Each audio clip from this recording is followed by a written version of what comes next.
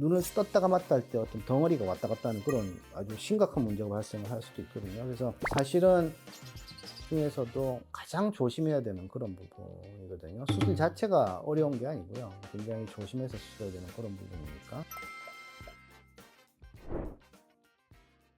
섬세한 백 박사의 백승준입니다. 반갑습니다. 이번 시간에는 유형별로 중년의 눈 성형에 대해서 설명을 드리도록 하겠습니다. 중년의 눈 성형 고민, 유형별 특징.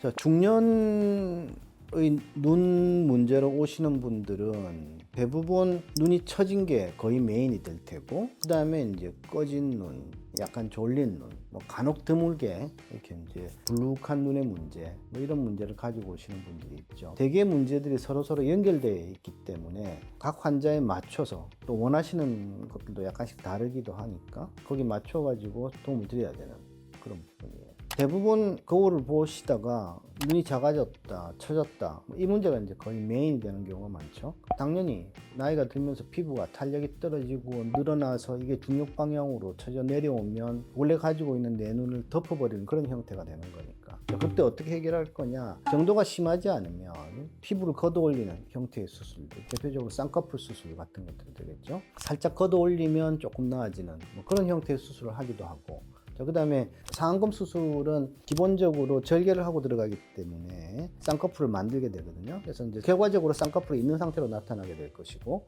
그 다음에 눈썹 하거상 방식으로 눈썹 밑에 피부를 잘라내는 그런 방식이 있을 거고요. 그 다음에 이제 거리가 좁거나 좀 많이 처진 경우에는 이마 거상을 통해 가지고 끌어당기면서 해결하는 여러 가지 해결책들이 있겠죠. 그 다음에 눈이 꺼진 경우, 이제 주로 눈 위쪽이 쑥 들어가는 그런 형태로 나타나게 되는데, 그럴 때는 뭐 거의 대부분 지방 이식 방식을 통해서 해결을 하게 됩니다. 눈이 꺼짐을 해결 못할 정도로 지방이 없는 분들은 뭐 거의 없으니까 굉장히 조심해야 되는 게, 지방 이식을 할 때 들어가는 위치, 되게 피부 밑으로 지방이 들어가면 눈을 떴다 감았다 할 때 어떤 덩어리가 왔다 갔다 하는 그런 아주 심각한 문제가 발생을 할 수도 있거든요. 그래서 사실은 지방 이식 중에서도 가장 조심해야 되는 그런 부분이거든요. 수술 자체가 어려운 게 아니고요. 굉장히 조심해서 수술해야 되는 그런 부분이니까. 졸린 눈의 경우에는 안검하수 문제하고 연관이 되는 경우가 훨씬 더 많기 때문에 안검하수의 교정술, 눈매 교정술 영역에서 다뤄야 되는 부분인데, 사실 졸린 눈이 가장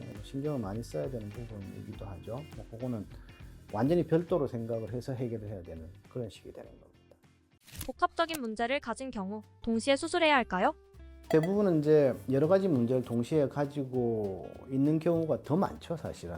그래서 어떤 문제를 주로 보고 해결을 해낼 것이냐, 이런 식으로 접근을 해 들어가야 되고요. 또 환자분도 어떤 문제를 가장 심각하게 생각을 하느냐, 어떤 문제를 반드시 해결하고 싶으냐, 이런 것들 그걸 잘 고려해서 수술 방법, 교정 방법을 결정을 해야 나중에 환자나 의사나 뭐 마음 상한 일이 적어지겠죠.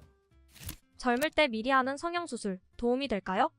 어떤 논문을 보지도 못했고 그런 이야기를 들은 적도 없습니다만은, 일반적으로 대부분의 성형 수술 또 시술들이 예방 효과는 없는 걸로 생각하시는 게 맞을 것 같아요. 예를 들어서 보톡스를 젊을 때부터 열심히 맞으면 주름이 덜 지느냐, 글쎄요, 동의하기 어렵거든요. 쌍꺼풀도 마찬가지예요. 물론 쌍꺼풀이 있는 사람이 처지는 양이 쌍꺼풀 없는 사람 처지는 양보다 더 적기는 하겠지만, 눈으로 보기에 그게 예방이 됐다고 할 수는 없는 거니까. 그래서 뭔가 시술을 한다는 게 뭐 예방이 된다고 생각하시지는 않는 게 좋을 것 같아요. 요즘 젊을 때 당겨 놓으면 덜 처진다 뭐 이런 이야기를 하면서 아주 젊은 분한테도 리프팅 수술하고 이런 경우도 있던데, 글쎄요, 병원에서 정확히 설명을 하고 하는 건지 아니면 오히려 오해를 유도하는 건지는 모르겠는데, 그게 예방 효과 있다고 생각하시지 않는 게 좋을 것 같습니다.